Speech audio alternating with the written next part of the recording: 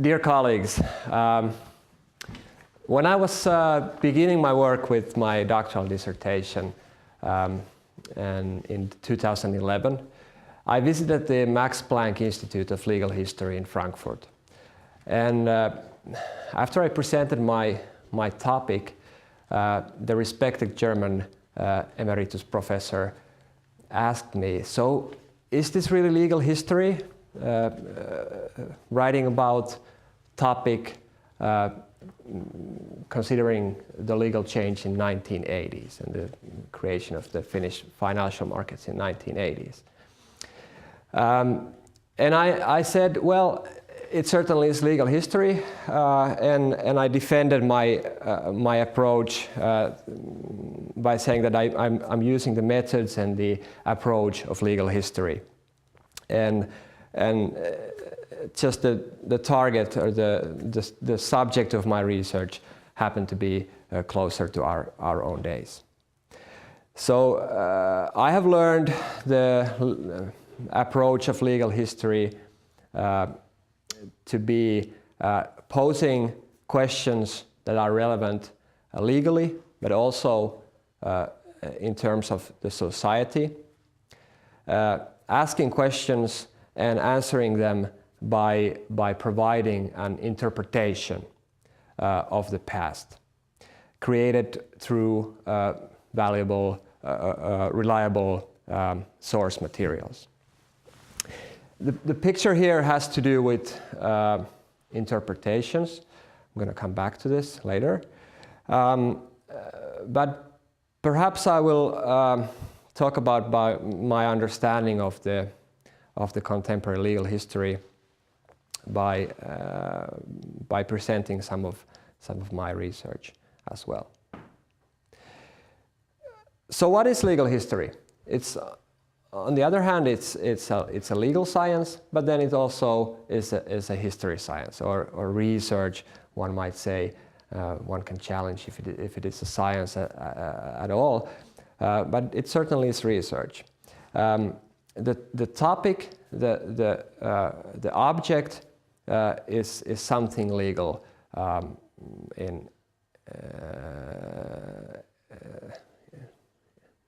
considering very widely, but the methods come from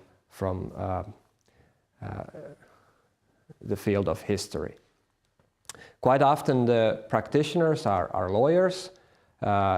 Legal history is being taught in law faculties here in Finland and also elsewhere.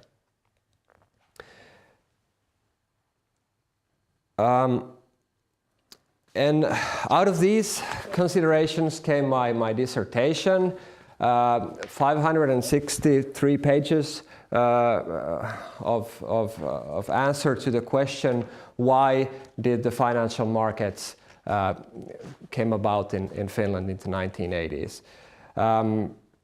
There's a picture of my defense.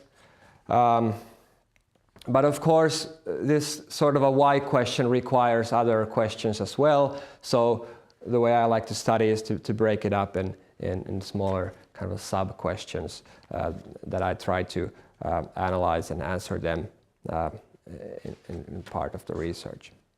So in my dissertation, I followed the Bank of Finland, its operations beginning from the 1970s. I took a look at the law drafting processes, the political decision makers, the international change, and so on. And I arrived in a conclusion where the process was tied to the kind of a state of the Finnish Republic in 1980s. In practice, one could do this kind of a study in other fields as well. And the picture is my two opponents, the other one being a legal historian, the other one being a professor of economic history. So this is kind of the field where we move in. Then about publishing, I think it's when I'm trying to kind of present my field to other scientists and especially proper scientists, I think it's important to say a word or two on publishing. My dissertation was a book. Here, I think this was the highlight of my career so far, walking into the bookstore and actually seeing the actual book here next to the entrance in the history section. And a neighbor of mine is working at the University of Helsinki Institute of Life Science, and she was really surprised. So can you actually do a dissertation like this? But of course, legal history is being published in articles as well, and tactically it might be wiser to do that instead of write monographs. But I think that the kind of the choice of publishing is always tied to the intended audience, the topic, and the view taken. So I think that legal historians do not only publish to other researchers, but also to decision makers, to lawyers, and to the wide public.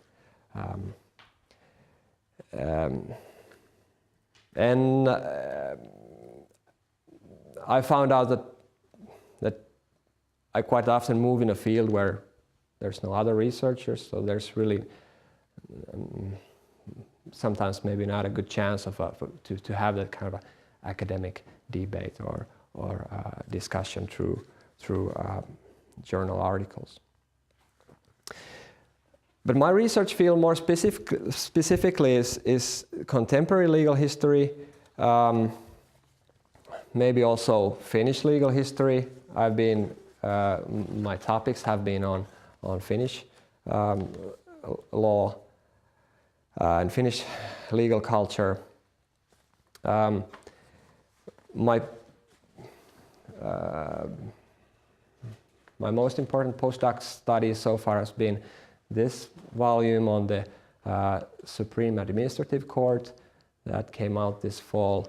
There were also two other writers in the project, and I tried to look at the court as a part of the Finnish society, to look at the different ties it has with the Finnish society, and so I wrote about their role in the law drafting process, how their views matter in sort of a legal politics. I also looked at the judges, their societal backgrounds and career backgrounds, and looked at the court's role in the kind of a change of the Finnish economic system, the legal system that underlies our economic activities. And I also did a photographic project where I tried to kind of expand the area of what legal history does, and the picture that you saw earlier was part of that project. Perhaps as far as I've gone from the legal side of the legal history has been the project on the Finnish police education, where I moved pretty close to, let's say, traditional political history.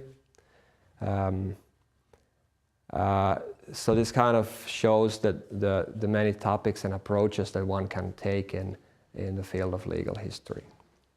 One can also do articles together with other researchers. I've also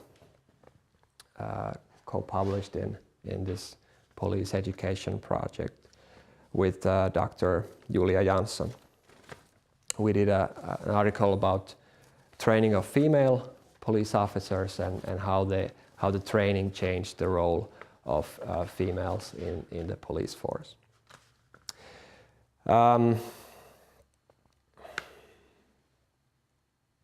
So these have come out this fall. My current project under the final steps is on the modernization of law, how the law became modern, and I'm doing it in a research group led by Professor Mia Korpiola of the Turku University.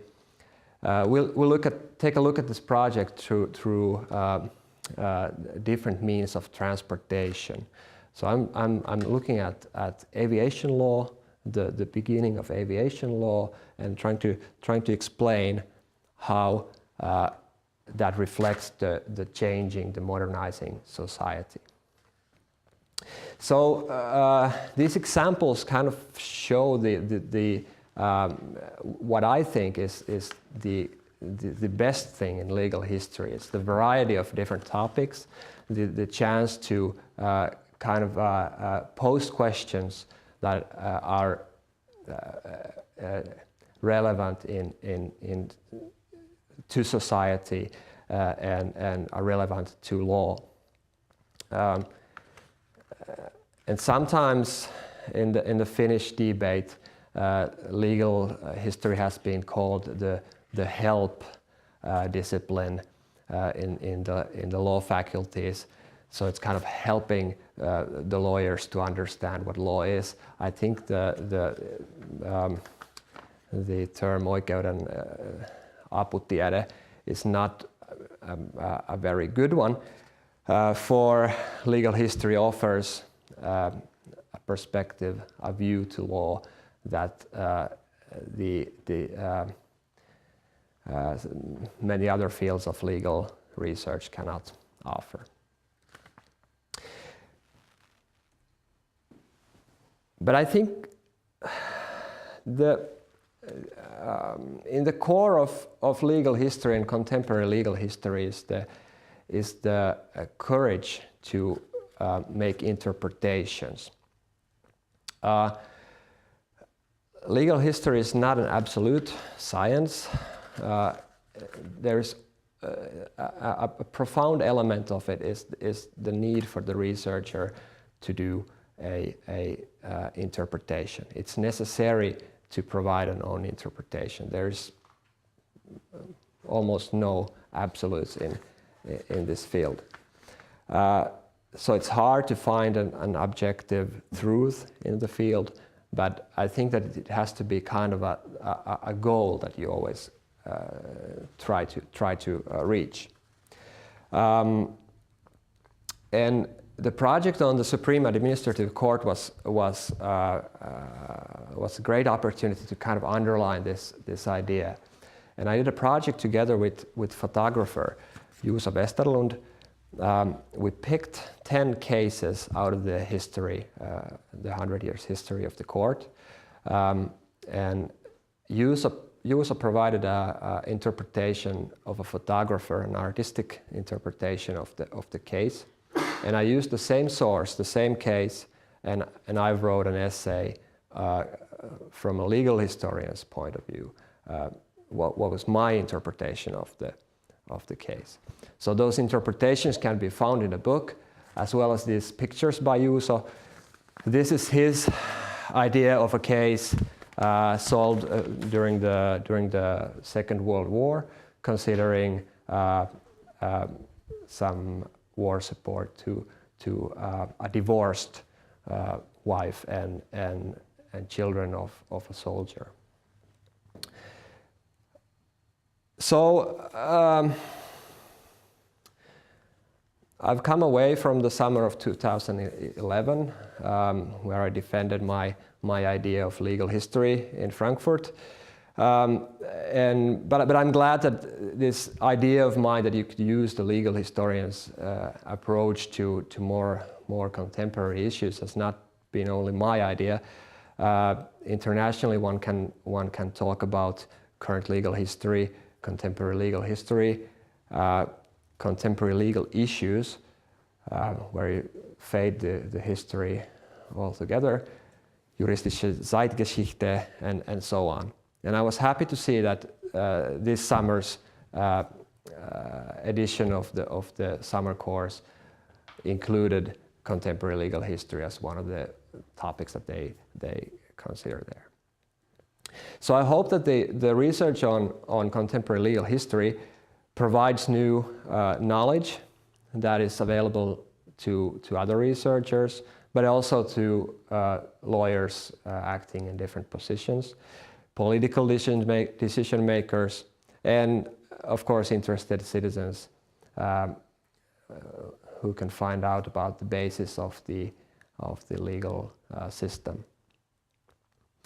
The questions that we posed, most importantly the why questions, why is this so, and the interpretations that we provide as an answers can be very relevant in the contemporary world.